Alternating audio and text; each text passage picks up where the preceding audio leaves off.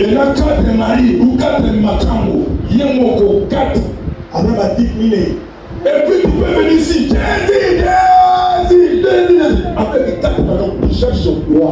On va la mine, mine, au Canada, sur le Nicolo. Et là, on a été à Yola. Il m'a l'abattu. Tika. Et vous les Tika, Masanga. Tika. Surtout Timbo. Au Tika Molelo. Attaquons l'église. La cigarette na poche na yo. Le cigarette au Bélangote. Rendez-vous pénalité au Bélangote. Tu appartiens au Seigneur. On va ensemble. Tu n'appartiens pas au diable. On va la vérité. Dieu te cherche. Dieu te cherche. Alléluia. Amen. Alléluia. Amen. Est-ce qu'on peut acclamer le Seigneur?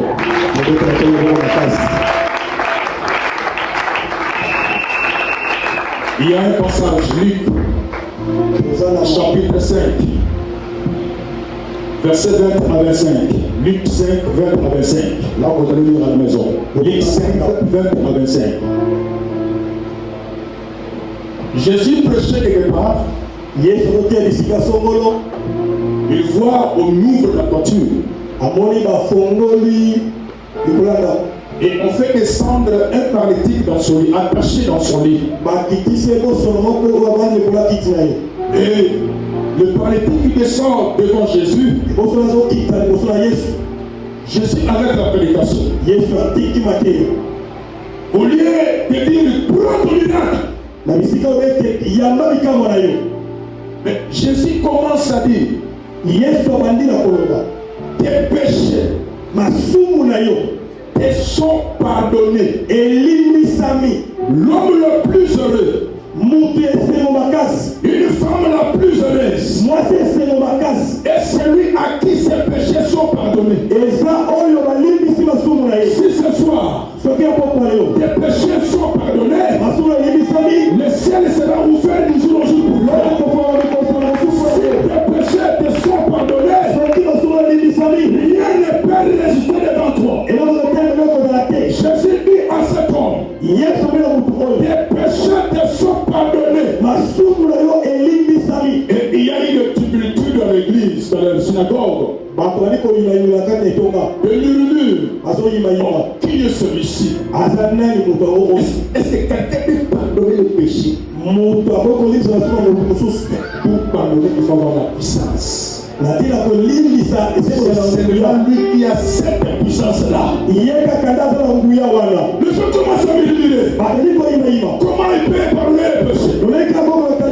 Et Jésus prend la parole. Et il dit aux scribes et aux pharisiens, pour que vous sachiez que j'ai le pouvoir de pardonner. Il dit à cet homme, lève-toi, prends ton lit, prends tes cheveux. Et la Bible dit, au même instant, cet homme s'est levé. Qu'est-ce qui a produit ce miracle-là? La puissance du pardon. Amen. Bien-aimé dans le Seigneur, ce monsieur c'était un avocat. Dans la prison de Makala, on porte les habits de quelle couleur? Les jaunes. Tous les prisonniers, même ceux qu'on a mappés, alléluia. Amen. Et les condamnés, et les non condamnés, portent tous bleu, jaune. Alléluia. Amen. Aussi longtemps qu'il sera là, tu ne porteras que les bleus jaunes.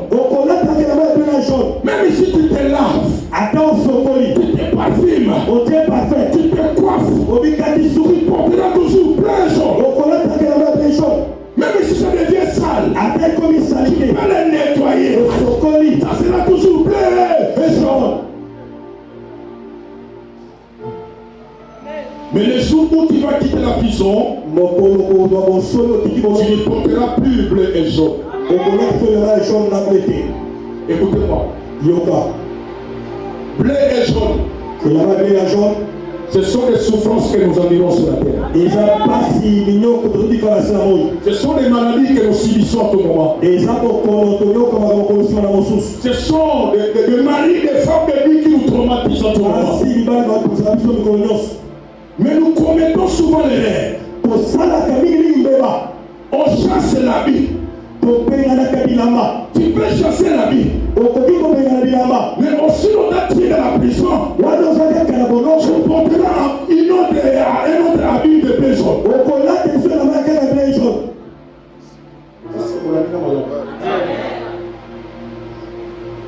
Pour oublier le bleu jaune, natina komosa na mai ebela jaune il faut sortir de la prison. ezali kopima libanda boloko La prison, boloko c'est le péché. eza C'est lisumu le péché. eza Le lisumu péché est la prison. lisumu eza Quand boloko quelqu'un vit dans le péché, ntango tozobikela boloko il est dans la prison. aza kati na boloko Comme il est dans la prison, lokola aza na boloko il est obligé de porter bleu jaune. esengeli eyaka toma mpe na jaune Je voudrais dire par là, lelo boye la plupart de nos problèmes qui nous dérangent makambo ebele etusaka biso sont des conséquences de nos péchés. ezali bimano ya masumu na biso Est-ce que tu peux te répondre ce soir? okoki kotulela mpoka lelo Est-ce que tu peux prendre une bonne décision ce soir okoki kozwa mokano malamu na mpoka lelo d'abandonner le péché ya kotika lisumu et de suivre Jésus? mpe ya kolanda yesu kristo Je ne sais pas pourquoi Dieu m'a inspiré cela. nayebi te mpo ndenge yesu atingelaka te ya bongo Peut-être c'est pour sauver quelqu'un ce soir. eza mpona bikisa motu moko na mpoka lelo Il y a un de nos professeurs de la théologie. eza na moko ya batanisi balakisa bango ya théologie Il était dans une veillée mortuaire. akendaki kolanda bisika matanga Il a prêché sur la repentance. akei mpenza makasi na motu Abandonnez le péché. tika masumu Regardez la chair.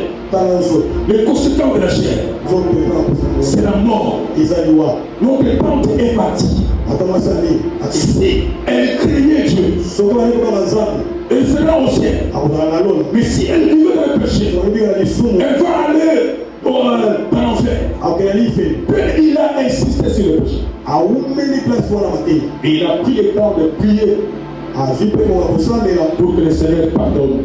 peke kola limbisa Oui, il pardonne. kola limbisaka Quel que soit tes crimes, atako bambeba na yo quel que soit le nombre exagéré des envoûtements que tu as commis, atako motu ya bazeli oso osopanga ya kalamu que ce soit des fautes que tu as commis dans ce pays, ata misapi mibale oso osala bomoi na yo des insultes que tu as proférées dans ta vie, bavino eza na monoko na yo Dieu peut te pardonner ce soir. nkola kolingisa na poko lelo Il te donne ça. C'est comme si c'est une première occasion de l'or. apesi lokola libaku moko ya suka Le prof prêche toute la nuit. prof atei na butu wana À 4 heures, il sort na ngoma mine ya bimi pour aller se préparer pour revenir assister aux enterrements. amilengela po ete akozala bisika bakunda Au moment où il partait pour se changer, ntango akendaki po etala bongo na bilamba il prend la moto. azwi moto À 4 heures là, on les a cognés par un véhicule na motuka et le prof est parti. prof akufi Peut-être que cette prédication-là, c'est le conseiller. ntango so mateya wana ezalaki mateya na ye